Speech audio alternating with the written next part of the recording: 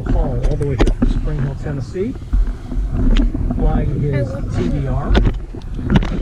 It's white and or red. 4 inches in diameter, 5 feet tall, weighs 11 pounds. Flying on a CTI 54mm J430.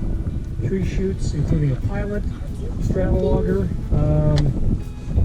dual deploy main using a Jolly Logic chute release. 800 feet with a backup at 600. So this is going to be good. We're on pad B1. Range is clear, sky is clear. Good luck, Alan, and thanks for coming out to fly with us. Thank you, sir. 5, 4, 3, 2, 1.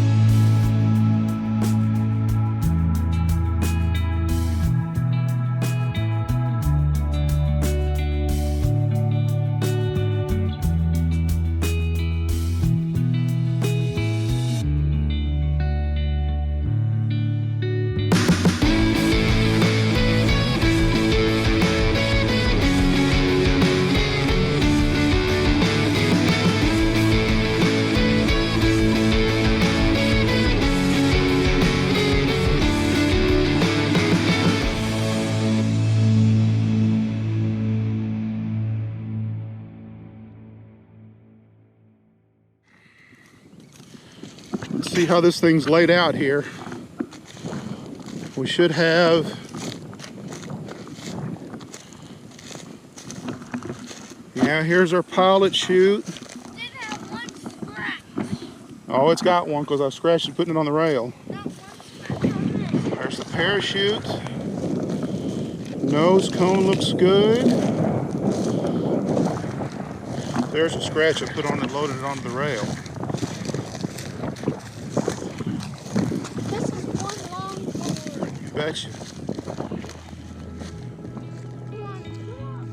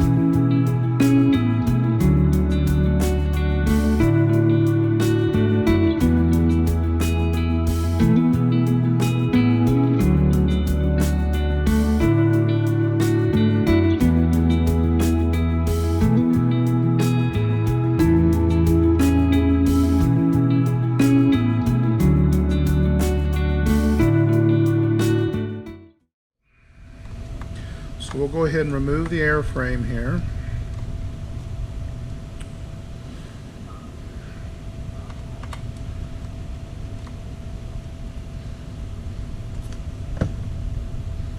You can see our rail rash right there.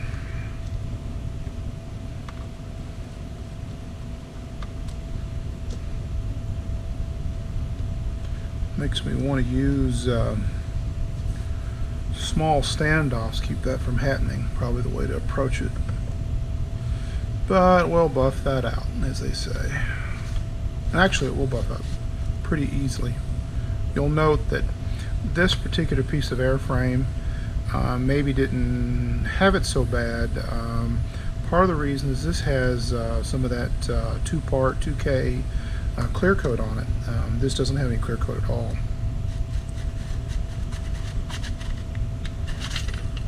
Okay, there we are.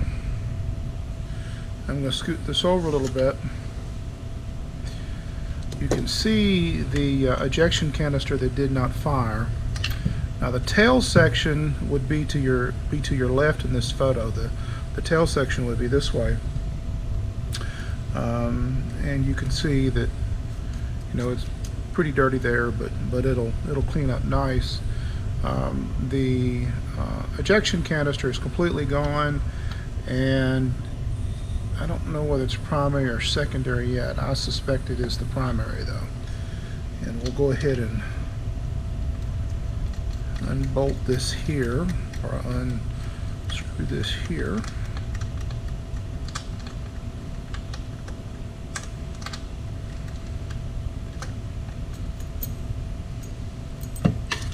And then we'll just sort of leave no parachute in here at this point, just the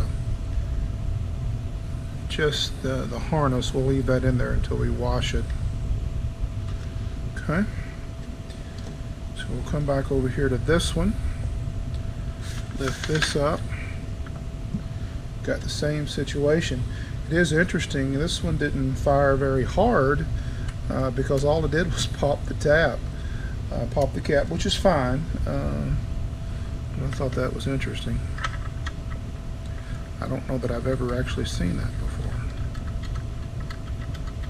We did use a slightly different method of taping these down, where I made sure, and it's not there, but I made sure to use a little piece of a ear protection sponge that I'll often use on these. Put a piece of thin tape over, and then you can see wrap it here. I can turn this and then wrap it around. That seems to work pretty good. Then we'll take that one off, and we'll set that one over there. Okay, so go ahead and set this up. You can see that both of the mains fired. This is the main size, or main side of it. I don't know if you can quite see, but these the canister holders are blue down in there. The canister holders on this end are red. The red ones are drogue. The blue ones are main. And we'll just slide these out. We won't take this thing apart. In other words, we won't undo this pin here holding this castle nut, and we won't do it here either. They are still very good and tight as they set. So this plug and play system is turning out to be very sturdy. You can see how this will all clean up. We'll put some simple green on it after we get the electronics out of here. Okay, so I don't know if I've actually videoed this tape before. What this involves here is just loosening our Aerotech retainer, setting it aside. You'll see that there's a little spacer now. That's why this is a Mach 3 or Mark 3 version. We've shortened the sleds to get the ejection charges lower down. You can see that this one's almost even, and to do that we're simply using a little bit of spacer here. Let me start to push this out and see that come out, and that's nothing but a fiberglass coupler. And we want to look at this sort of carefully to make sure that there is no obvious sign of exhaust gas or ejection charge gases getting past this O-ring. It doesn't look like there is. I still see, you can see this O-ring. It's gonna come out of here. See that? Now you can see that O-ring, you see. Of course it is going to have some debris on one side of it, but you'll see it still looks pretty good. There's a little bit of carbon there, but that you might consider a primary or secondary. Here's the next O-ring come out of here, see, and then this one goes along the sides. And so what we're looking for sure, might be anything that got past that second O-ring, and I don't know, just maybe some cloth, maybe a little bit there, but certainly nothing of any significance, no heat, because the silicon's still there. It didn't, it wasn't so hot that it removed that. And so when this comes out, there's all our wiring. Of course, remember, we still may have a hot canister here. We don't know that for sure. I suspect it's not hot. I suspect that it won't ohm out. I'm not going to turn it on now, but we will run a meter through it later and see what happens. Now, this is just to sort of tack it in place to get it in the tube. Obviously, once it's in this tube, it doesn't go anywhere. That's really one of the things I like about this design. We'll look at the other end down here. This looks good. You'll see that the pieces of carbon there, pieces of black powder, more or less stopped. We don't have any pieces, it looks like, that have come through. That's something that was there before. We don't have any indication that it made it through the hole with the way that's designed. That's one of PML's things. So I think we're pretty good. Let's take a look at this other one. Let's take a look down this tube real quick here. See if we see anything. No, still looks good. Don't see any signs. You should be able to just barely see this other O-ring here. And then the spacer on the other end. Probably it won't just slide out like it normally does. There happens to be a little bit of lip on this one, and there's the other spacer. And obviously these these spacers have to go in. They're obviously very different size because they have to be for the holes that are symmetrical to line up for access.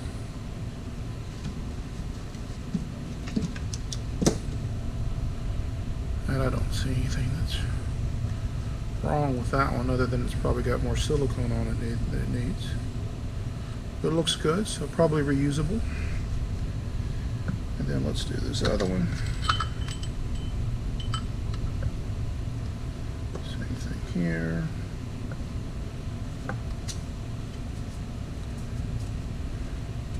Those holes don't serve any purpose. That was just a piece of scrap. Okay, again, another intact Pratt, but clearly it blew on the main. There's our, I guess we'll call that the primary O-ring. So it's come out first. And here's our secondary O-rings. Now, on this one, we're testing a switch. We're going to look at that to see if maybe that had something to do with the failure, whether or not we lost power at the time we needed to blow that. But we should be able to sort of compare one altimeter against the other and see what we come up with. Again, this is the secondary. Both secondaries work. Again, look very neat. No reason to expect that. We'll go ahead and power this on.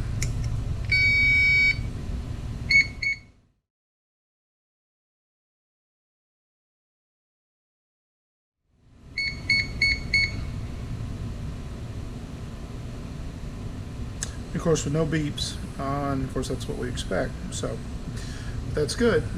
Pretty good to 10 on this. I figure since the motion on this is you know, perpendicular to most of your lines of force, it's probably unlikely this would ever get depressed. But this is sort of why we're testing them. There's some problems people have had with the turn switches, not getting them over. I've sort of noticed that too, but I don't think it's ever caused a problem. And so there's our primary and our secondary sitting over there. Okay. Both of these still look good. Yeah, there's a little bit of debris down in this one. But of course these little flakes of carbon, and they sort of would get everywhere. I'll go ahead and see if I can pull this. This will actually help it get down the tube a little bit better. Look, see that one slid down because it pulled the O-ring out of the way.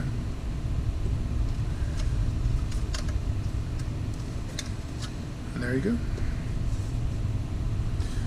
So this is ready for a bath. A little simple green. Let the water drain out of it, which it will, because of the holes, and you're done.